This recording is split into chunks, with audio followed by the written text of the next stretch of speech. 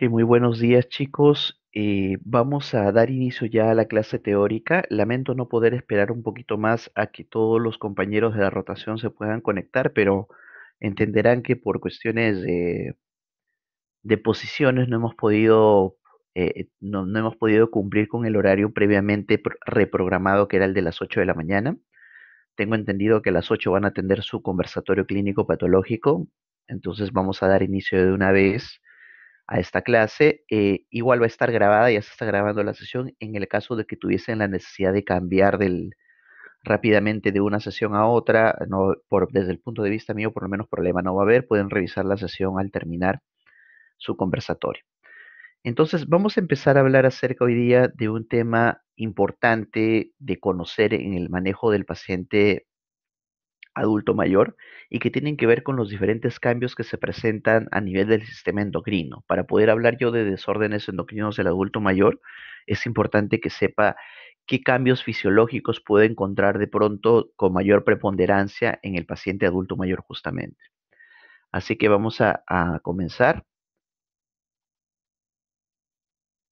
El envejecimiento del sistema endocrino es una condición que nos va a afectar a todos por igual, todos los géneros, en el caso del varón y el caso de la mujer. Estos cambios en el sistema endocrino se van a ver reflejados en diferentes manifestaciones clínicas. Cuando nosotros observamos este punto importante, lo que está descrito de acuerdo a la literatura es que los dos cambios más importantes que se presentan en estas circunstancias comprometen al páncreas y a la glándula tiroides.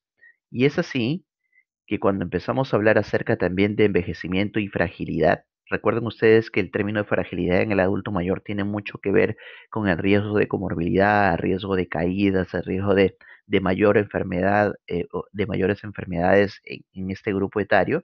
Hay diferentes características y cambios fisiológicos que tenemos que observar en el paciente. Primero tiene que ver principalmente con la disminución de la capacidad de la síntesis proteica, ¿no? Tenemos una reducción del anabolismo proteico en el adulto mayor, que es parte del proceso de envejecimiento, pero que lo hace proclive a tener algunos cambios importantes en su desarrollo convencional. La función inmunológica está disminuida. Vemos de por sí por la pandemia, por ejemplo, de la COVID-19, que el adulto mayor tiene una mayor tendencia a que esta enfermedad sea más complicada, justamente porque tiene un sistema inmunológico un poco más venido a menos por el tema propiamente de la edad.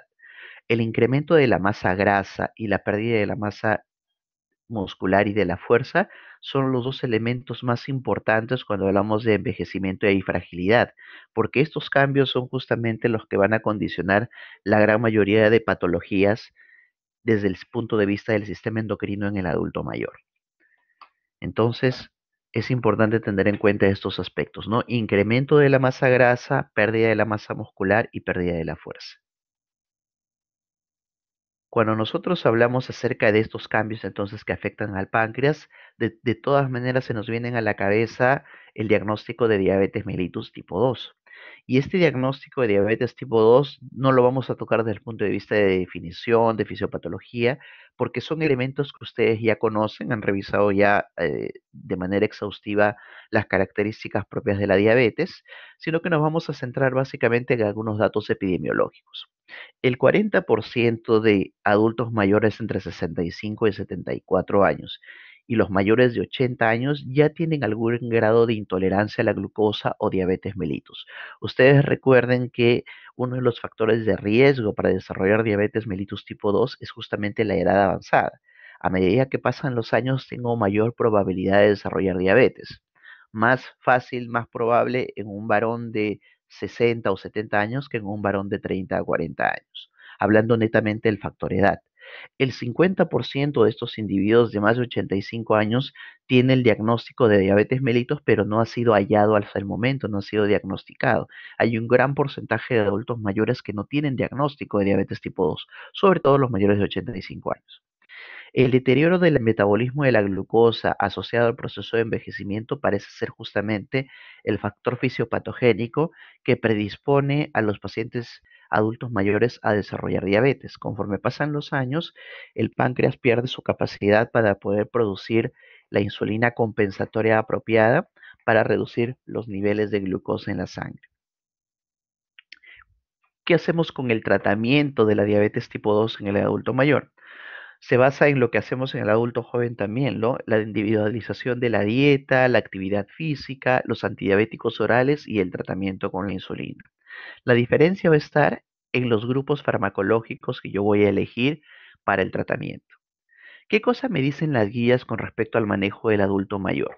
La Asociación Americana de Diabetes ha considerado metas de control mucho más flexibles para el tratamiento del diabético adulto mayor. Sin embargo, hay unos puntos de corte que son importantes que ustedes conozcan y podemos hacer algunos comentarios al respecto. En primer lugar, ustedes recuerden que la Asociación Americana de Diabetes de manera estándar coloca como punto de corte, como meta de control, la hemoglobina glicosilada por debajo de 7%. Eso es un punto de corte que utilizamos en general, estándar para todos los adultos mayores no gestantes. Sin embargo, a raíz de en los últimos 2 años han tratado de colocarle mayor énfasis a diferentes grupos etarios. Por ejemplo, la hemoglobina glicosilada en población pediátrica joven debería mantenerse por debajo de 7,5%, no menos de 7. Le dan cierto punto de corte más flexible desde el punto de vista solo de glicosilada. En el adulto mayor también ha habido este cambio y han catalogado a los adultos mayores en tres grandes grupos. Primero, mayores saludables, adultos mayores complejos o adultos mayores muy complejos. El grado de complejidad de esta categorización va a depender de la expectativa de vida mayor. El adulto mayor saludable habitualmente es adulto mayor que tiene más de 65 años, pero menos de 75, con una expectativa de vida mucho mayor, que no tiene comorbilidades, habitualmente solamente es diabético y nada más. Para este tipo de pacientes sugieren una meta de glicosilada de menos del 7,5%. A medida que se incrementan las comorbilidades o la expectativa de vida del paciente diabético adulto mayor es menor, se sugiere una hemoglobina glicosilada mucho más holgada, menos de 8% y menos de 8,5%. Ahora, ¿en qué se basan en este punto? Se basan principalmente en decir, el adulto mayor de más de 80 años o de más de 70 años tiene poca expectativa de vida, por lo tanto no me sirve ser agresivo con este paciente porque ya no voy a evitar ninguna complicación microvascular, sino que voy a reducir de esta manera el riesgo de hipoglucemia. En este punto en particular, yo me permitiría diferir de la recomendación de la Asociación Americana de Diabetes. Recuerden que las guías son guías, no son protocolos, no los tengo que seguir al pie de la letra, pero sí es importante tenerlos en cuenta para el momento de dar mi recomendación a un adulto mayor. La recomendación sería, si ustedes pueden mantener a su paciente diabético adulto mayor por debajo de 7%, sin riesgo de hipoglucemia, para ello contamos con fármacos que no producen hipoglucemia, entonces háganlo. No porque es adulto mayor, quiere decir que lo tengo que mantener más o menos controlado. Tiene que estar bien controlado en lo posible. Todos nuestros grupos etarios de población diabética tienen que estar bien controlados. Ese buen control garantiza sensación de bienestar. Ese buen control también me garantiza un correcto estudio de las complicaciones microvasculares. Yo no puedo estudiar a un adulto mayor desde el punto de vista de retinopatía diabética. Yo no puedo hacer que el oftalmólogo le haga la medición de la refracción si la glucosa no está bien, no está por debajo de 130 en ayunas. Pero con estos puntos de corte de glicosilada, me dicen, la guía me está diciendo que está bien que mi adulto mayor esté en 150, en 160, porque mientras esté la glicosilada entre 7,5 y 8% va a estar bien. Y eso no es tan cierto. Obviamente, si tengo un adulto mayor postrado, que se alimenta por sonda, que depende totalmente de su familia o de un cuidador al respecto, y que no tiene pues el soporte social, el soporte económico y familiar correcto para poder mantener un excelente control. De pronto no tiene recursos económicos o no tiene un seguro para cubrirle la parte de fármacos con riesgo de hipoglucemia cero o de muy bajo riesgo. Entonces, obviamente, pues tengo que tratar de manejar puntos de corte mucho más flexibles. Pero no quisiera que se vayan ustedes de esta clase teniendo en cuenta eso. No, como es abuelito, le voy a tener la glicosilada en 7,8 y va a ser un buen control. No es así. Muy bien, vamos a lo siguiente. Entonces, tenemos acá diferentes fármacos y estos fármacos que les he listado a continuación son los fármacos de más bajo riesgo de hipoglucemia. ¿Y por qué los consideramos aquí? Justamente por lo que acabamos de conversar hace un momento, ¿no? El adulto mayor tiene riesgo de hipoglucemia por la edad.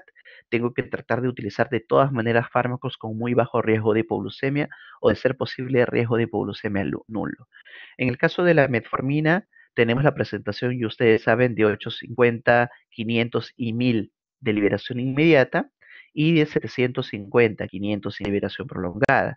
Habitualmente se recomienda que utilicemos liberación prolongada para que la tolerancia gástrica mejore en más del 90% de casos y la metformina suele ser muy bien tolerada. El punto en contra de la metformina en el adulto mayor sería que la función renal esté deteriorada y que su depuración de creatinina esté por debajo de 30 mililitros por minuto. El otro gran grupo que va muy bien en el adulto mayor, que tiene una excelente asociación con metformina cuando se necesita, son los inhibidores de la DPP4. En el Perú contamos con 4 inhibidores: sitagliptina, vildagliptina, linagliptina y saxagliptina. De estos 4 inhibidores de la DPP4, el único que necesita darse 2 veces al día para cubrir 24 horas es la vildagliptina, nombre comercial Galvus. La vildagliptina, que viene en presentación de 50 miligramos, se necesita dar en la mañana y en la noche para cubrir 24 horas. Su tiempo de vida media es más corto.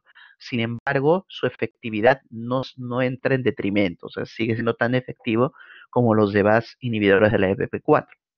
El otro fármaco a tener en consideración en el adulto mayor es la linagliptina. La linagliptina es el único de los 4 inhibidores de DPP4 que no requiere de titulación o de ajuste en la dosis en pacientes renales.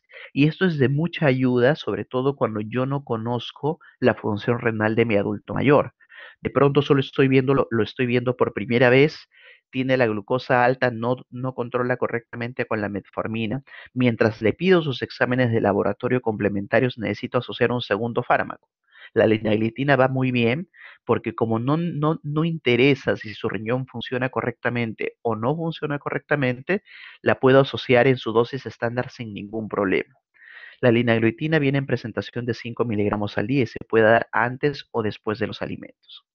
Otro de los fármacos de este grupo que tengo que tener en consideración es la saxagliptina. La saxagliptina, nombre comercial Onglyza, es también un inhibidor de PP4 que tiene una particularidad, y es que en sus estudios de evaluación y de seguridad cardiovascular se ha visto que tienen una tendencia a incrementar las hospitalizaciones por insuficiencia cardíaca. Parece que este fármaco incrementaría las exacerbaciones de ICC e incrementaría por ende las hospitalizaciones por este tema. Entonces, en el adulto mayor que de pronto esté con algún tipo de compromiso cardiovascular conocido, sería conveniente no utilizar esta saxagliptina por este riesgo de hospitalización por ICC. El resto de fármacos no habría ningún problema. Los agonistas de los receptores de GLP-1 también son fármacos muy seguros para el adulto mayor. Tenemos en el mercado peruano actualmente Xenatida, liraglutida y dulaglutida. Esta primera es un incretín mimético, el segundo es un análogo de GLP-1, el tercero también es un análogo. Recuerden ustedes que la diferencia entre incretín miméticos y análogos de GLP-1 dentro del grupo de agonistas es que los análogos de GLP-1 tienen más del 95% de parecido de su estructura molecular con la GLP-1 nativa. Esto les permite, ¿qué cosa? Les permite una formación muy baja de anticuerpos que no inactivan su efecto, su mecanismo de acción sobre todo. Y el otro punto importante es que estos dos últimos fármacos de aquí han demostrado protección cardiovascular. Entonces, no solamente voy a beneficiar a mi paciente reduciendo y mejorando los niveles de glucemia, sino que también mi adulto mayor puede beneficiarse de un menor riesgo de eventos cardiovasculares mayores, infarto de miocardio no fatal, stroke o muerte cardiovascular. ¿Cuál es el punto en contra? El punto en contra que es un tratamiento parenteral, se aplica de manera subcutánea. Esta una vez al día, esta una vez por semana, pero las guías ya internacionales la incluyen como parte del tratamiento del adulto mayor. Recuerden ustedes que si yo demuestro que mi adulto mayor tiene enfermedad cardiovascular aterosclerótica establecida o tiene alto riesgo de enfermedad cardiovascular aterosclerótica establecida, o tiene enfermedad renal crónica, o tiene insuficiencia cardíaca, debería buscar la asociación de fármacos que tengan justamente estos factores de protección cardiovascular y protección renal, no solo reducción de glucosa. El otro gran grupo son los inhibidores de la SGLT2, del cotransportador sodio-glucosa tipo 2, que tenemos en el mercado peruano: canagliflozina, empagliflozina y dapagliflozina. De estos tres fármacos actualmente tenemos en el mercado con mayor uso empagliflozina y dapagliflozina. Estos fármacos también han demostrado, por lo menos los dos primeros, reducción de eventos cardiovasculares mayores en población diabética de alto riesgo cardiovascular o ya con enfermedad cardiovascular establecida, mientras que dapagliflozina ha demostrado reducción de eventos cardiovasculares, pero en pacientes que todavía no tienen alto riesgo cardiovascular, como prevención primaria, incluso en diabetes. ¿Cuál es el peligro con estos fármacos? Es que al ser medicamentos que incrementan la glucosuria, pueden incrementar el riesgo de infecciones del tracto urinario, también pueden incrementar el riesgo de infecciones vaginales, sobre todo en el adulto mayor, el adulto mayor femenino. Entonces hay que tener un poco de cuidado en las recomendaciones para los pacientes. En los adultos mayores que tienen un mal estado de hidratación, tampoco se recomienda porque puede incrementar el riesgo también de cetoacidosis diabética euglucémica. O sea, cumple con los criterios diagnósticos, pero la glucosa no está por encima de 250. Entonces hay que tener cuidado también con estos fármacos en ese punto en particular. Pero al tener un riesgo de hipoglucemia nulo, entonces serían una buena alternativa para el adulto mayor. Y las tiazolidinedionas como la pioglitazona, que en el Perú actualmente la tenemos en presentaciones de 30 miligramos nada más, podría utilizarse al no producir hipoglucemia. Sin embargo, tiene algunos peros, como incremento de riesgo de cáncer de vejiga en población con esta historia, tiene incremento también de retención de líquido, edemas en miembros inferiores, no se puede asociar a la insulina y tampoco se debe utilizar en pacientes con insuficiencia cardíaca por esta característica de retención de líquido. Muy bien. Vamos a pasar ahora entonces a hablar acerca de enfermedades tiroideas. Sin embargo, voy a abrir brevemente el micro para cualquiera de ustedes. ¿Hay alguna pregunta, algo que no haya quedado claro? De pronto algún dato que quisieran aportar.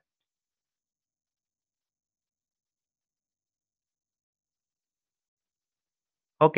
Si no hay entonces ninguna pregunta al momento, continuamos con la segunda parte. El otro grupo de enfermedades que se presentan con mayor frecuencia en el adulto mayor desde el punto de vista endocrino son las enfermedades tiroides. Y cuando hablamos de enfermedades tiroideas, tenemos que también entender algunos cambios fisiológicos, patológicos que se pueden dar en el adulto mayor respecto a la función de la tiroides. ¿Qué cosa es lo que se ha observado? Que hay una disminución de la tiroxina plasmática y un incremento de la TSH en un 5 hasta un 10% de adultos mayores. Las anormalidades que se observan en la tiroides son principalmente causados por mecanismos autoinmunes, a la cabeza la tiroiditis de Hashimoto, también presente en el adulto mayor. Pero si yo hablara solamente del envejecimiento normal, este se caracteriza por una disminución sutil de la TSH, pero también se va a observar una disminución de la conversión periférica de T4 a T3. Entonces, en líneas generales, el cambio, esta leve tendencia que tienen algunos adultos mayores de elevación de TSH, mayor tendencia a hipotiroidismo subclínico, es una condición patológica, no propia del proceso de envejecimiento del adulto mayor, porque como ustedes pueden observar, más bien el adulto mayor debe tener una tendencia a reducir un poquito su TSH. Entonces, ¿qué vamos a observar en el hipotiroidismo subclínico en el adulto mayor? Ya saben ustedes la definición: TSH normal con T4, TSH elevado, perdón, con T4 libre normal. Siempre la enfermedad tiroidea subclínica depende de la TSH. Siempre las hormonas periféricas están normales. ¿Qué hacemos en el hipotiroideo subclínico adulto mayor?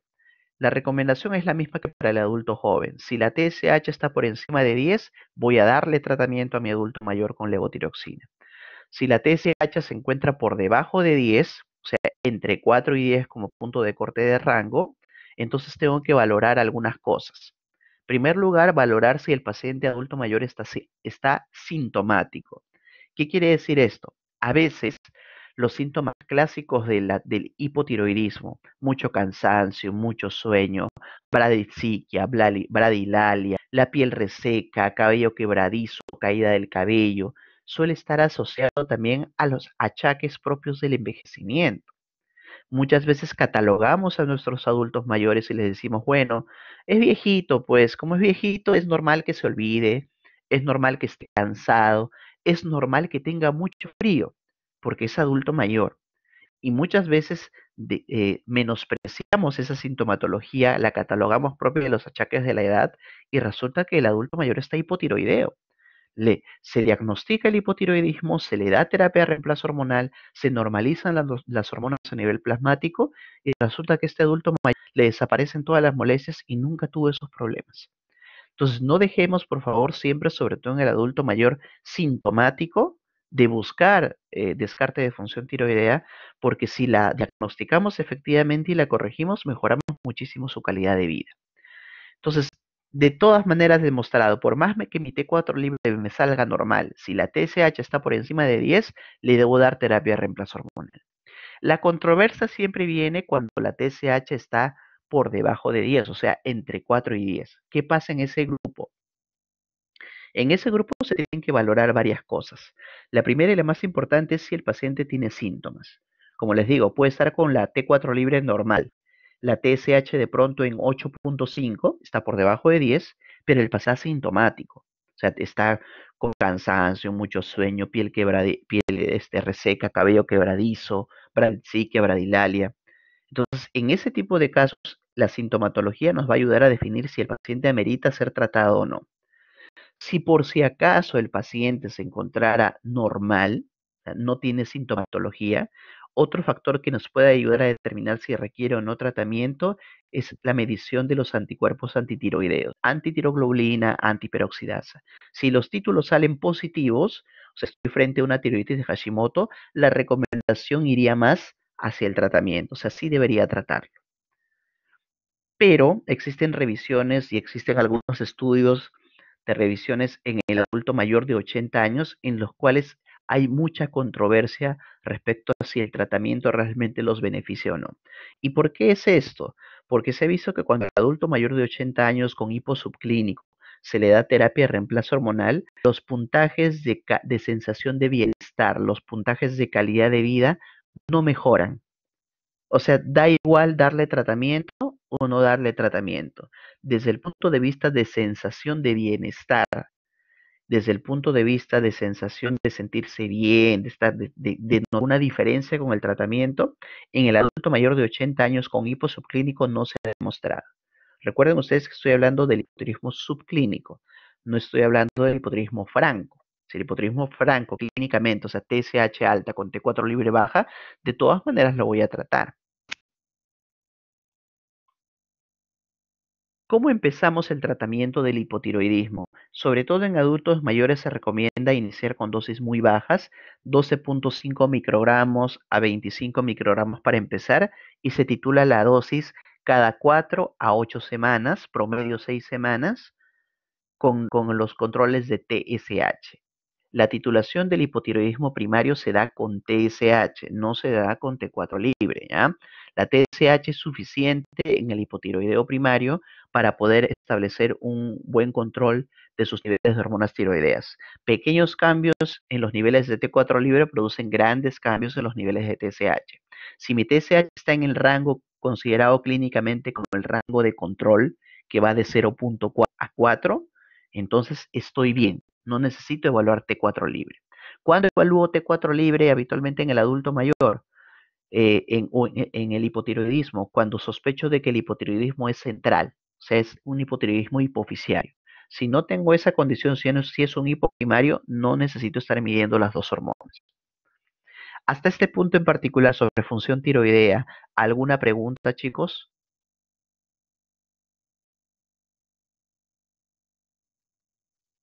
Muy bien, vamos a continuar entonces. Los dos cambios que acabamos de realizar. Sí, Claudia, por favor, te escuchamos. Sí, doctor, buenos días. Buen día. Doctor, disculpe, en caso, usted mencionó de que, digamos, el SH esté entre 4 y 10 y se pasa, ¿no?, a lo que es la medición de los anticuerpos. Pero Ujú. si en ese caso los anticuerpos salgan negativos, ¿igual tendría que recibir tratamiento? Gracias, Claudia. A ver, si por ejemplo yo le hago la medición de anticuerpos antitiroideos y resulta que están con títulos bajos o dentro de lo normal, entonces ahí hay que valorar el tratamiento conservador. ¿Qué significa eso? Observar al paciente. Entonces, ¿por qué el tratamiento conservador? Porque se ha demostrado que el 60% de pacientes diagnosticados con hipotiroidismo subclínico, el 60% pueden tener una remisión espontánea de esa alteración 2 a 3 meses después de haberse encontrado el hallazgo. Entonces, existe una posibilidad que si la TSH de este adulto mayor con anticuerpos antitiroideos bajos, negativos, asintomático, de pronto tiene una TSH en 6.5, es posible que si yo le vuelvo a evaluar en 3 meses y le mido otra TSH, pueda que normalice y pueda que le salga 3.5, 3.8. O sea, existe esa posibilidad de acuerdo a las estadísticas médicas. Ahora, existe otra posibilidad y es que ese adulto mayor se siga manteniendo con hipotiroidismo subclínico, o sea, la TSH elevada, no sobrepasando el 10, pero con la T4 libre normal. En ese punto en particular es donde existe la controversia. Hay algunos que prefieren observar nada más al paciente, hay otras personas que igual le dan tratamiento. Eso todavía es controversial, hay dos posturas al respecto. Sin embargo, como les digo, ninguna de las dos posturas es negativa, simplemente son posturas. Hay adultos mayores a los cuales que están con la TSH en 6 o en 7 en hipo subclínico y uno les da terapia de reemplazo hormonal y no sienten cambios, no sienten diferencias, porque como nunca estuvieron sintomáticos, como que no hay ninguna diferencia, doctor, como que sienten innecesaria la toma de la medicación, no sienten mejoría. Eso en el caso de hipotiroidismo subclínico. Mientras más cerca esté la TSH al 4, menos probabilidad hay o menos necesidad hay probablemente de darle tratamiento al adulto mayor. Mientras más alejado, más cerca del 10 se encuentre, hay más necesidad, probablemente se va a notar más el beneficio. Muy bien, ¿alguna otra pregunta? Perfecto. Vamos a continuar entonces. ¿Qué otros cambios hormonales vamos a observar en nuestros adultos mayores? Tenemos aquí el eje hipotálamo, hipófisis, órgano blanco, ¿no? Por aquí tenemos las gónadas, testículos y ovarios. Acá tenemos la glándula adrenal y por aquí tenemos el hígado como representante glandular, pero básicamente hablando del eje somatotrópico por el tema de la producción de IGF-1. Entonces, durante el proceso de envejecimiento vamos a ver algunos cambios. En menopausia vamos a ver la reducción de los niveles de estradiol. En la andropausia vamos a ver la reducción de los niveles de testosterona. En adrenopausia vamos a ver la disminución de la DEA y de dehidroepiandrosterona. En la somatopausia vamos a ver una reducción, una deficiencia de hormona de crecimiento y por consiguiente IGF-1. Entonces vamos a tocar rápidamente estas alteraciones en los siguientes minutos. Vamos a empezar con la pausa. He colocado acá ahí a Menopáusica, el personaje de Carlos Galdós durante muchos años en la radio en sus unipersonales, para ilustrar un poco qué cosa es lo que suele suceder en la mujer que llega justamente a esta etapa. Entonces, algunos datos importantes de definición. La menopausia se considera así como el cese permanente de la menstruación y habitualmente el diagnóstico es en retrospectiva. 12 meses seguidos de amenorrea, recién me dan el diagnóstico de menopausia. Antes de ese tiempo no puedo catalogar de manera categórica a la adulto mayor como menopáusica. Entonces, esto es resultante obviamente de la pérdida de la función ovárica folicular. Se diagnostica, como les comenté hace un momento, en retrospectiva y vamos a observar cuál es el promedio de edad de menopausia. El promedio de edad es de 51.4 años. Ese es el promedio de edad de la menopausia. Habitualmente se suele presentar entre los 45 y los 55 años.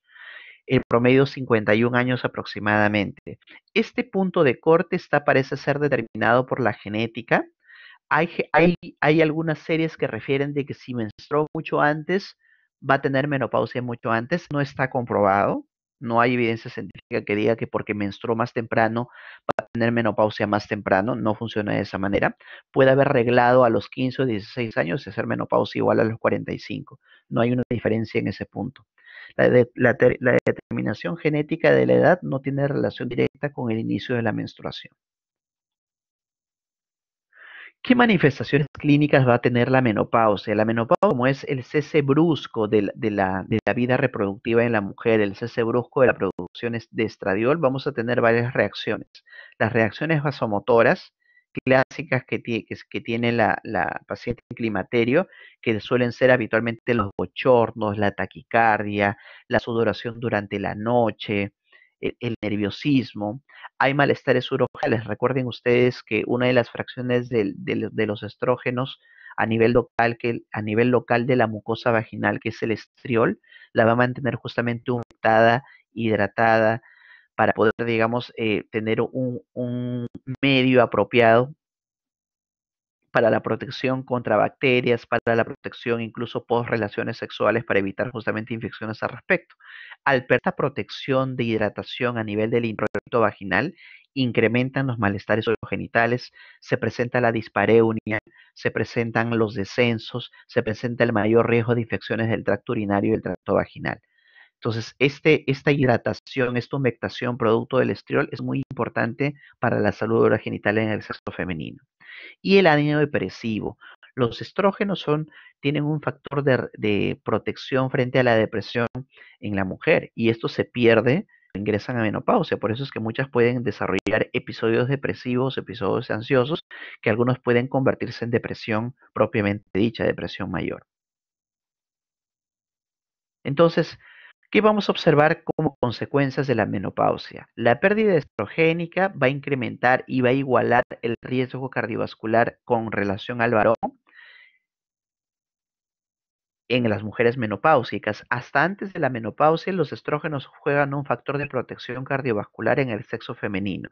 A partir de que la mujer ingresa a la menopausia, su riesgo cardiovascular se equipara al del varón. ¿Qué otra cosa van a condicionar la pérdida de estrógenos? Justamente una pérdida de masa ósea con mayor tendencia a la osteopenia y a la osteoporosis.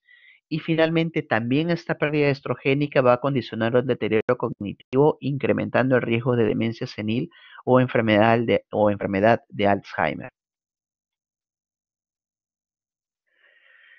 ¿Cómo tratamos la menopausia? ¿Deberíamos utilizar terapia de reemplazo hormonal? Esa es una pregunta abierta. ¿Qué cosa es lo que nos dice la literatura? El 75% de mujeres occidentales experimentan tan pocos de los síntomas del climaterio que no se necesita o no se requiere terapia de reemplazo hormonal.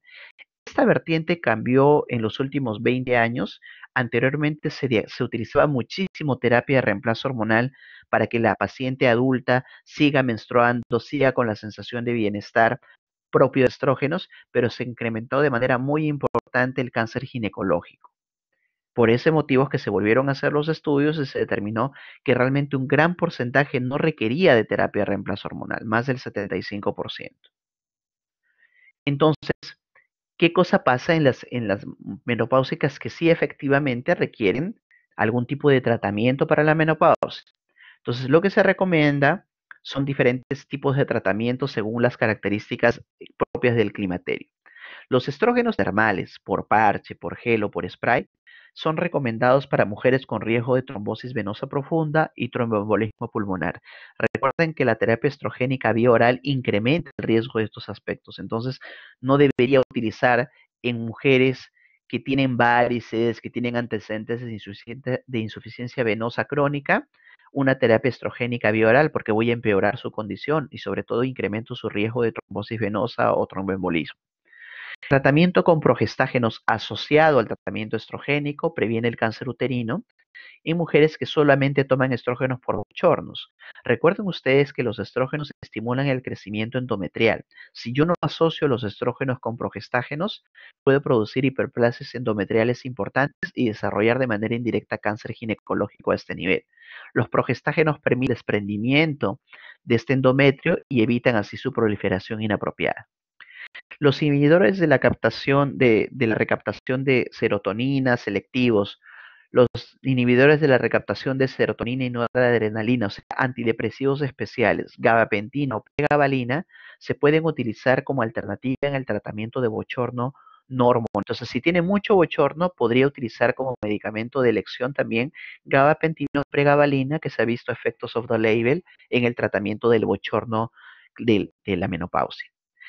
Existe terapia con estriol indicada para síntomas genitourinarios. Recuerden ustedes lo que acabamos de comentar sobre el tema del introito vaginal y sus consecuencias por la menopausia. Entonces, utilizando estrógenos orales como el estriol, que viene como Ovestin o como otro tipo de marcas en crema o oros vaginales, puedo mejorar muchísimos de estos síntomas genitourinarios y así mejorar la calidad de vida de la mujer.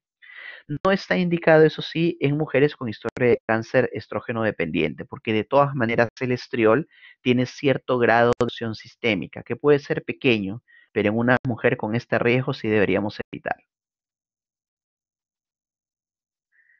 ¿Qué otro tipo de alternativa tenemos a los estrógenos o al tratamiento hormonal propiamente dicho? Tenemos a los moduladores selectivos de los receptores estrogénicos, el tamoxifeno y el raloxifeno. Hay más experiencia con raloxifeno a dosis de 60 miligramos cada 24 horas. Y la ventaja de este punto en particular. Recuerden ustedes que estos moduladores selectivos estimulan o inhiben a los receptores estrogénicos de acuerdo a necesidad. Son utilizados para el tratamiento, por ejemplo, del cáncer de mama hormonosensible. Por lo tanto, tienen un efecto protector sobre el cáncer de mama hormonosensible y son utilizados como alternativa para el tratamiento de la menopausia también. Tiene un efecto seguro y eficaz en prevención de osteoporosis en mujeres posmenopáusicas con un incremento de la densidad mineral ósea de un 2,5% en tratamiento a largo plazo de 2 años. Muy bien. Vamos a pasar entonces ahora a hablar acerca de la andropausia como para ir avanzando un poquito. A menos que tuviese alguien una pregunta, una sola, por favor, de manera pal para poder ir ganando un poquito de tiempo. Si hubiese alguna pregunta respecto a menopausia. Ok, vamos a pasar entonces a hablar acerca de la andropausia. La andropausia como sí, como tal, más que ser un episodio o un punto neutro, un punto fijo en la vida reproductiva del varón, viene a ser más bien un proceso, una etapa. A diferencia de la mujer, donde el cese estrógeno es mucho más marcado, mucho más brusco, mucho más puntual, en el varón la reducción de testosterona es una cosa mucho más progresiva. Es tan progresiva que no existe una andropausia como tal, sino es un proceso de, de reducción de testosterona. Es así que algunos autores consideran que debería cambiarse el nombre, ¿no? Debería usarse otro término para hablar acerca de andropausia, pero clásicamente se le menciona de esta forma. La disminución de la testosterona, entonces, tanto total como la libre, inicia después de los 40 años, normalmente para todos los varones. Esta reducción en estudios transversales se ha observado que es de 1 a 2% de testosterona por año respectivamente, de testosterona total y libre, y esta reducción de la testosterona libre está asociada a un incremento de la globulina transportadora de hormonas sexuales a medida que va avanzando la edad. Entonces, mi testosterona total se puede mantener, pero hay una reducción de mi fracción biológicamente efectiva, que es la testosterona libre. ¿Cómo se define entonces? Como les comentaba, se define andropausia a los niveles disminuidos de testosterona, asociados con signos y síntomas que pueden presentarse de deficiencia androgénica. Se sugiere que podría ser reemplazado este término por la deficiencia androgénica parcial del hombre envejeciendo, ¿no? Que es un término un poco más pomposo, pero que trata de explicar mejor lo que sucede en el adulto mayor. Entonces, ¿cómo definimos deficiencia androgénica? Existen diferentes formas de definición. Las formas bioquímicas tienen todavía cierto grado de controversia. Se utiliza la medición de la testosterona total realmente. Hay puntos de corte arbitrarios en los estudios, como por ejemplo menos de 325 nanogramos por decilitro, hablamos ya de deficiencia de testosterona. Hay algunas literaturas que dicen menos de 400 nanogramos por decilitro. Eso puede variar, lo pueden encontrar desde diferentes puntos de acuerdo a la fuente de revisión. Entonces, dependiendo del punto de corte, si por ejemplo utilizo menos de 400 nanogramos por decilitro, voy a tener menos pacientes con deficiencia androgénica. Si tengo un punto de corte menor, como en este caso, voy a tener porcentajes cada vez mayores, ¿no? Con este punto de corte, por ejemplo, el 20% de adultos varones mayores de 60 años serían hipogonádicos, el 30% serían de mayores de 70 años y hasta el 50% se vería en 80 años. Entonces, esto es relativo, va a depender, como les digo, del punto de corte y del autor que utilicemos para el seguimiento de un paciente con déficit de testosterona. Desde el punto de vista clínico, no hay una especificidad, no hay signos o síntomas patognomónicos de la deficiencia androgénica. Sin embargo, hay algunos elementos que nos pueden orientar. El primer punto es la pérdida de la libido. El paciente pierde la libido, está directamente relacionado al nivel de testosterona. Recuerden ustedes que la libido es el deseo sexual, no tiene relación directa con la disfunción eréctil, que eso pueden ser cosas totalmente distintas. ¿Qué significa esto? Que el paciente puede tener conservada su erección, pero no tiene deseo sexual. Ese es un primer signo del hipogonadismo en este tipo de casos, de la deficiencia de testosterona. El otro punto sí tiene relación ya con la disfunción eréctil. ¿Cómo puede evaluar este punto de disfunción eréctil? Con algunos signos clásicos, ¿no? La pérdida de las erecciones matutinas, la reducción, digamos, la pérdida del chorro, de la potencia del chorro urinario, que el paciente pierda la erección durante la actividad sexual. Son varios elementos que me pueden de manera indirecta determinar si el paciente tiene un problema de disfunción eréctil. Otros elementos de deficiencia de testosterona vienen a ser el cansancio, la reducción de la concentración, la falta de fuerza, trastornos del sueño, ánimo depresivo. Recuerden que la testosterona se encarga del mantenimiento del tono muscular, del anabolismo a nivel muscular también, así que la pérdida de testosterona va a hacer que rápidamente el adulto mayor pueda perder masa muscular. Entonces, el tratamiento de reemplazo hormonal con testosterona no tiene tantos peros a diferencia del tratamiento con estrógenos. Efectivamente hay que tener ciertas consideraciones, pero tiene muchos elementos positivos. Mejora la actividad vasomotora, sofocos y sudores. También es utilizada en algunos casos en el sexo femenino por este punto en particular, por la mejoría del bochorno.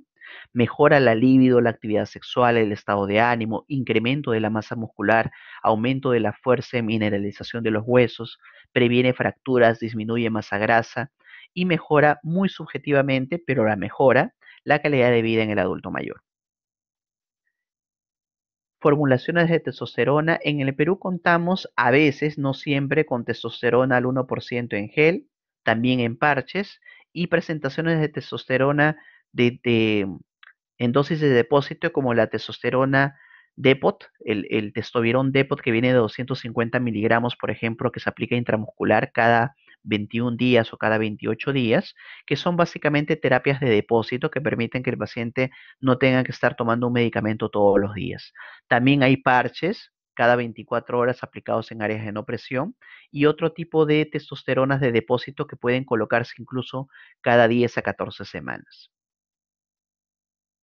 ¿Cuáles son los efectos adversos más importantes que tengo que tener en cuenta? El acné, la piel grasosa, lo que le pasa al adolescente, por ejemplo, incremento de la masa globular, la eritrocitosis, tener cuidado con el cáncer de próstata metastásico, en general el cáncer de próstata, cáncer de mama en el varón que puede presentarse también, empeoramiento de insuficiencia cardíaca congestiva, empeoramiento del apnea obstructiva del sueño, que son elementos y efectos adversos frecuentes en la terapia de reemplazo hormonal con testosterona.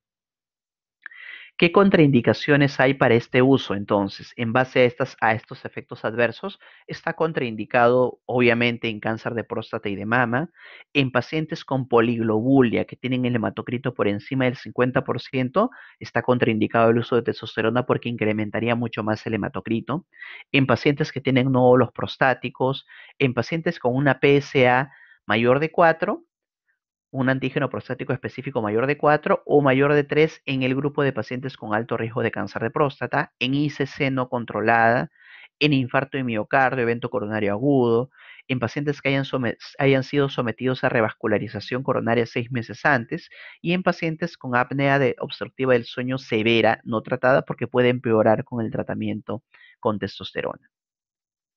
Vamos entonces a hablar acerca de la adrenopausia. Puntualmente les pido por favor si hubiese alguna pregunta puntual. Ok, continuamos entonces. La adrenopausia, como su nombre le indica, tiene que ver principalmente con la afectación de las glándulas adrenales, pero no cualquiera. No estamos hablando de la insuficiencia adrenal con deficiencia de glucocorticoides o de mineralocorticoides, sino hablamos de la afectación de la zona que produce andrógenos débiles, o sea, dehidroepiandrosterona sulfato, androstenediona. Entonces, las concentraciones de DEAs en varones y mujeres adultos suelen ser 100 a 500 veces más altas que las de la testosterona y 100 a 10.000 veces más altas que las de estradiol. Entonces, el varón depende mucho, la mujer depende mucho más de su adrenal para producir DEAs que el varón. Estas concentraciones disminuyen gradualmente a partir de la tercera década de la vida en adelante y entre el 70 al 80% de los valores son 20% menos en hombres y 30% menos que los valores picos en mujeres. Dentro de la cascada de producción a partir del colesterol, de todos los andrógenos débiles y de la testosterona y del estradiol, entonces tenemos en algún momento justamente el primer paso es la producción de dehidropientosterona. Ya cuando esta de aquí continúa su proceso de enzimático, va a llegar a convertirse posteriormente en testosterona y luego de testosterona pasa a dihidrotestosterona, que es la testosterona biológicamente activa. Y si no, si tiene el otro camino con la aromatasa, se va a convertir en estradiol. En este punto en particular es importante entender entonces que el varón requiere mucho menos de testosterona porque recuerden que no solamente depende del adrenal, depende en su mayoría la producción de testosterona del testículo. Pero la mujer, para su producción ovárica, depende de sus ovarios, pero también depende del adrenal en este camino, en este punto en particular, gracias a la acción de la aromatasa. Entonces, ¿qué cosa es lo que se ha visto? La terapia de reemplazo hormonal en pacientes, sobre todo en el sexo femenino, ha incrementado de manera muy importante la sensación de bienestar, estadísticamente significativo versus placebo, pero no ha habido cambios importantes desde el punto de vista de otro tipo de manifestaciones. No mejora otra cosa que no sea la sensación de bienestar. Bienestar general con la terapia de reemplazo hormonal con dihidroepiandrosterona. Mejora también en algunos casos las puntuaciones para depresión y ansiedad, la frecuencia de pensamiento sexual, interés sexual y la satisfacción con los aspectos mentales y físicos de la sexualidad.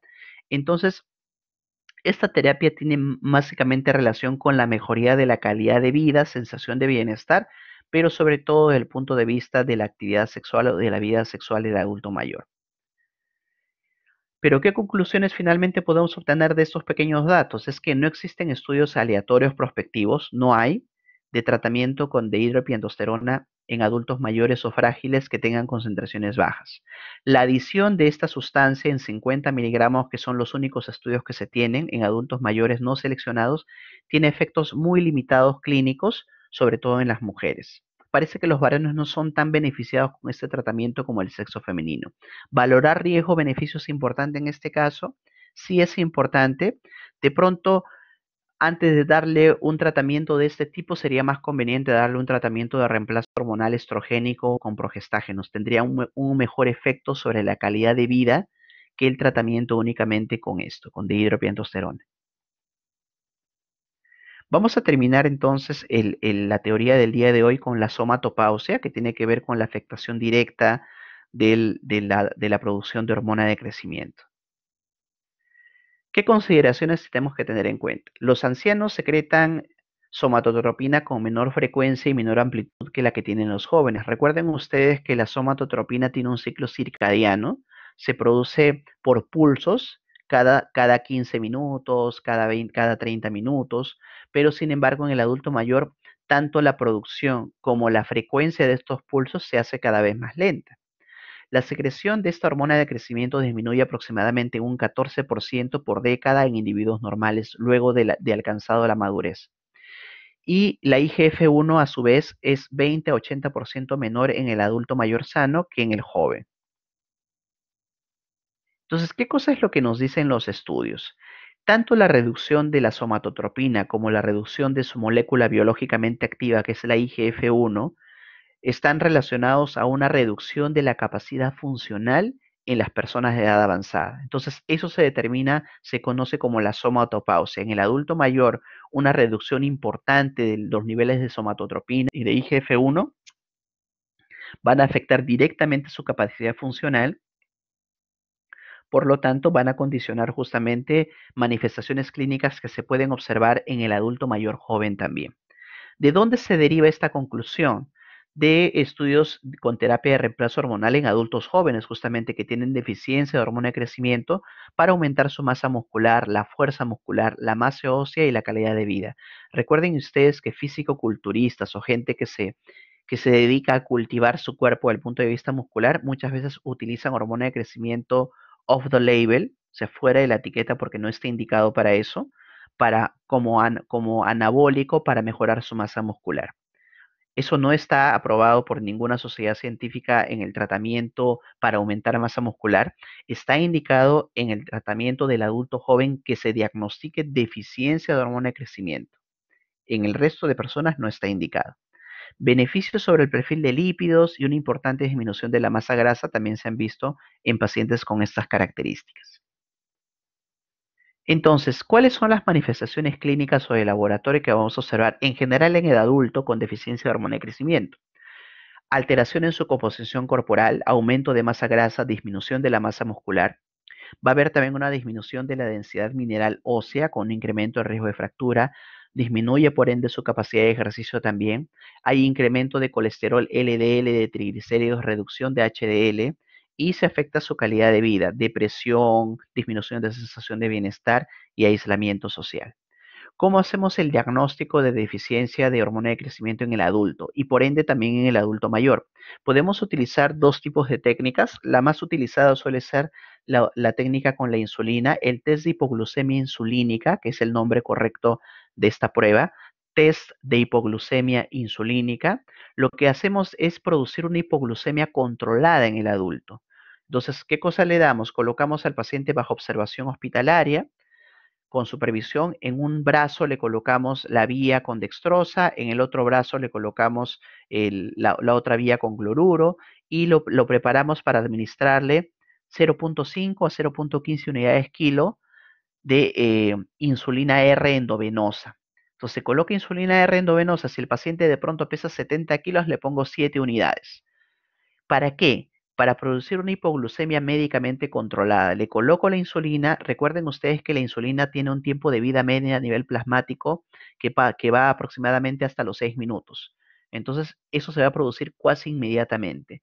Voy midiendo con mi glucómetro la glucosa y en el momento que la glucosa llega a menos de 40, en ese momento tengo que tomarle una muestra de sangre para dosar hormona de crecimiento. Tomo la muestra de sangre e inmediatamente abro la llave para que la dextrosa pase y lo saco de la hipoglucemia. La idea no es dejarlo todo el tiempo en hipoglucemia. ¿Por qué tiene que llegar la glucosa hasta menos de 40? Porque a menos de 40 ya se liberan las otras hormonas contrarreguladoras, o sea, cortisol y hormona de crecimiento. Entonces necesito mi hormona de crecimiento, ver la respuesta de esta hormona de crecimiento.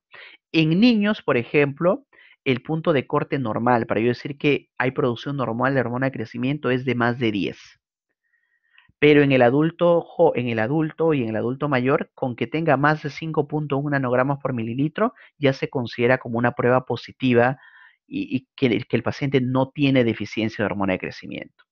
La otra prueba que podemos utilizar es la prueba del glucagón con 1 a 1.5 miligramos intramuscular de glucagón y el punto de corte y en este caso es más de 3 nanogramos por mililitro. Glucagón no tenemos en el Perú, así que no le doy mucho énfasis a esto. ¿Cuál es el tratamiento del adulto mayor con deficiencia hormonal con hormona de crecimiento en adultos mayores? Eso es lo que hay que ver. Entonces, lo que nos dice la literatura es que solamente el adulto mayor con deficiencia de hormona de crecimiento de causa orgánica, o sea, que tenga un hipopituitarismo o un adenoma hipoficiario, solamente ese tipo de adultos mayores son los que se benefician. Por lo tanto, nuevamente exhortarles a ustedes la terapia de reemplazo hormonal, como a veces suelen decirse en algunos podcasts, en algunos sitios en internet, no es una terapia para todas las personas, no es la hormona de la juventud, o sea, no la debo utilizar en el adulto mayor sin supervisión, no la debo utilizar en el adulto mayor que no tenga causa orgánica, porque recuerden ustedes que esta hormona propicia la proliferación y el crecimiento celular. Por lo tanto, si este adulto mayor tiene alguna neoplasia oculta, voy a estimular el crecimiento de la neoplasia o si ya la tiene y no lo sabía, puedo producirle incluso hasta la metástasis de la misma. Entonces hay que tener muchísimo cuidado cuando indicamos terapia de reemplazo hormonal en el adulto, pero sobre todo en el adulto mayor. Ok, chicos, hasta aquí, ¿alguna pregunta respecto a los tres últimos datos a los tres últimos puntos que acabamos de tocar? Sobre menopausia, andropausia, adrenopausia y la somatopausia. Sí, Milagros.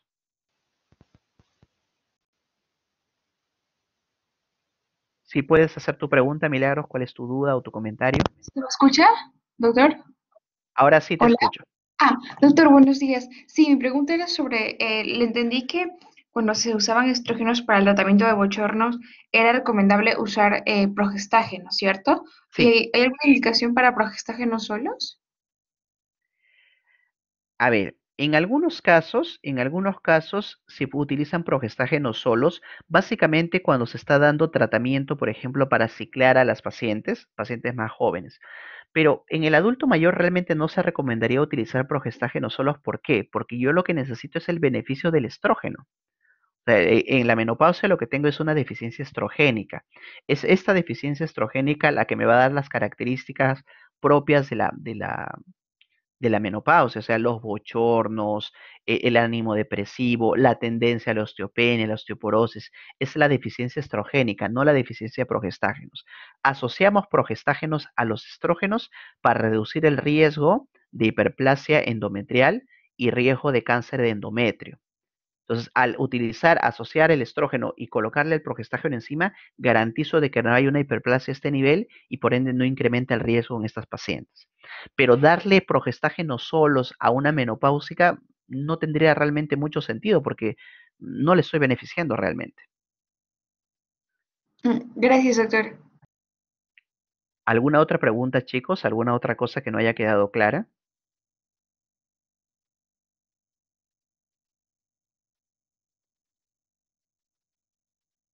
Ok, entonces he tratado de hacer correr un poquito las disculpas del caso con respecto al tema, a este tema de desórdenes endocrinos del adulto mayor.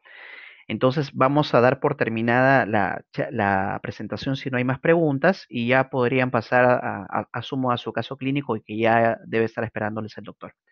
Gracias por su presentación, chicos, que les vaya muy bien. Esta es la última vez que nos vamos a contactar, si no mal recuerdo. Sí, sí, es cierto, esta es la última, estamos entrando ya a la última semana de la rotación. Espero que hayan sido provechosas las teorías hasta el momento. Aprovechen su última semana, es importante eh, para que sea de provecho para ustedes. ¿Ya? Les deseo muchos éxitos y hasta una próxima oportunidad. Damos por concluida la sesión.